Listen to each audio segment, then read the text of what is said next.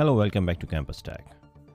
Today on my screen the S23 Ultra, which is a screen broken. The touch is working, but all elements goes green color. So let's take out, let's repair it and put that plastic. I already hit it up, so it's very easy to remove the plastic and the back from the body. So let's detach this top cover, and here is a battery. So just disconnect the battery first before do anything. So this is S Pen connector, this is the earpiece connector, and so let's remove the earpiece first. So this is the earpiece I removed. So now it's I think I should remove that thing on the top one. So this is a one piece. It has a tape on it, so I just normally take out the one piece. This is the battery screen connector. I mean, take out the SIM tray and the SIM card from there. You can see there is a SIM card. So it's time to take out the charging port. So just take out the charging port. Do not disconnect. Remove the other all connector from the motherboard. So the one connector is left, which is the front camera. So let's remove the front camera connector. So now you can just take out in one piece. So so this is a front camera. Just lift it up, but it has a glue all the way around, so be careful, don't break it.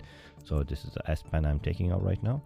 So now it's time for the new screen. So this is a new screen I got from a vendor. So this is the instruction they sent us, because the one screw is a bigger or something.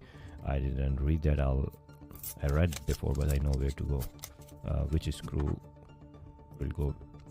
So this is I'm just putting everything back, so properly align, and this is the main screen connector. So this is old screen. I'm taking out the battery because I need the battery. So before properly align the charging port, place the battery inside and make sure it's properly thing. So just angular force to the charging port first, and then push it down, so it will properly sit down on its place. You'll see this is a proper way to put the charging port on its place. So just screw it, and this is the earpiece I'm putting back.